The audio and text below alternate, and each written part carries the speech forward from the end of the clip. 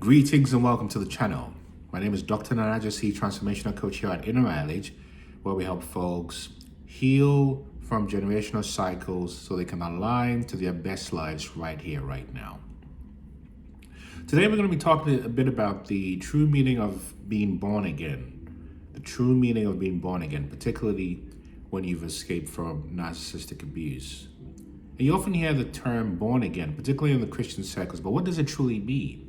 Is it just a religious event, a symbolic baptism, a ritual of faith? Or is there something deeper, something hidden in ancient texts, encoded in neuroscience, whispered by sages and monks and mystics through time? You realize that being born again is not about repeating a prayer or adopting a belief. It's not.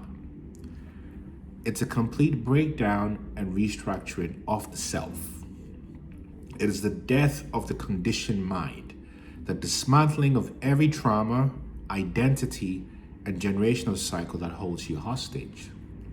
It is the path of true initiation, the fire that burns away all illusion so that only the essential, the unfabricated, remains. To be born again is not a mere conversion, it's a complete metaphysical death and resurrection. And today we're going to go deep and explore this through the eyes of neuroscience, Buddhism, Sufi mysticism, the Kabbalah, and quantum physics even. But let's get into the universal concept of rebirth. So throughout history, the idea of being born again is present in nearly every wisdom tradition, nearly everyone. In fact, the Bhagavad Gita, the Emerald Tablets, the Dhammapada, the Bible, the Gnostic Gospels, and even modern neuroscience point to the same truth. That transformation is real, but it requires a symbolic death first. So let's break it down. Maybe start with the biblical perspective. So in John 3:3, Jesus tells Nicodemus, unless one is born again, they cannot see the kingdom of the Most High. And most people think of this as a religious conversion, but the Greek term used here for again is anothen, which means from above, from a higher place. To be born again is to rise above your former self, to dissolve all egoic attachments, programming, and inherited suffering so the true self emerges. This aligns with Jungian psychology, Carl Jung, the Swiss, which states that for one to reach individuation, which is the highest form of self-awakening, the ego must first be discarded. Similarly, the Apostle Paul echoed this in Galatians 2:20, I have been crucified with Christ. It is no longer I who live, but Christ lives in me. This is not a literal death, but the death of all illusions we've mistaken for the self. When you think about the Buddhist perspective on the same topic, this notion of being born again is related to the whole idea of the death of attachment and ego. The idea of being born again is captured in the concept known as anatta in Buddhism, which means there's no permanent self. And to support this, you realize that it's said in the ancient sacred text of Dhammapada that just as a snake sheds its skin, one must abandon all attachments to be free. Just as a snake sheds its skin, one must abandon all attachments to be free. This is confirmed in modern neuroscience. Studies show that our sense of identity is nothing more than neural pathways reinforcing habitual thoughts, emotions, and beliefs.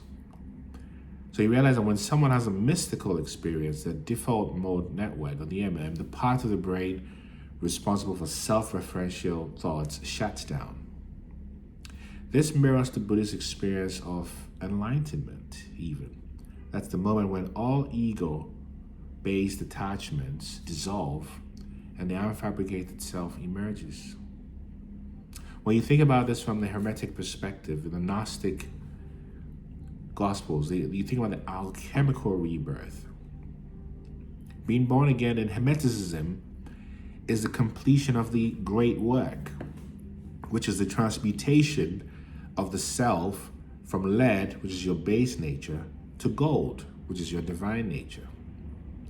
The Emerald Tablets states that which is like that which is below is like that which is above. In other words, us above, so below. There's no separation. When you make the two one, and when you make the inside like the outside, then you will enter the kingdom, it says. This is about integration, bringing the unconscious and conscious mind into unity. Into unity, you see. And you think about the science of being born again, which is the death of the old brain. This has been talked about for centuries and centuries and centuries, but I want to prove it to you from a scientific perspective. In neuroscience, you've probably heard this over and over again. This concept of neuroplasticity speaks directly to how trauma rewires the brain, thus creating automatic fear responses, limiting beliefs, and emotional reactivity. But neuroplasticity shows that through deep introspection, meditation, and radical self-honesty, we can literally restructure the brain, creating a new mind, therefore a new self. Studies from Harvard and Stanford show that long-term meditation shrinks the fear center of the brain, the amygdala. Long-term meditation. Also, psychedelic therapy, for example, dissolves the default mode network, temporarily erasing the ego. And you realize that trauma survivors who undergo deep healing form new neural pathways, new neural connections, effectively creating a new identity. So to be born again is to physically, neurologically, and emotionally, or mind, body, and soul, become someone new, literally. So how do you stay born again and embody this unfabricated awareness that you've arrived at? It's a lifelong practice, and it starts with surrendering to the present. The unfabricated only exists in the now. In the now. The past is conditioning. The future is an illusion. Presence rewires the brain from trauma loops. You see the magic there? The past is conditioning. The future is an illusion. It's all in the present. The second is to practice radical self-honesty. In other words, the only way to stay born again is through shadow work, confronting every hidden part of the self. And as Jung said, that which you do not bring consciousness to will control you as fate. In other words, your unconscious loops will become real if you're not conscious of who you are and nurture that consciousness. Then the third is to live your life with purpose. Live a life that is aligned to your own Dharma, your own Kabbalah, your own existential reality, because your true self is encoded with specific purpose.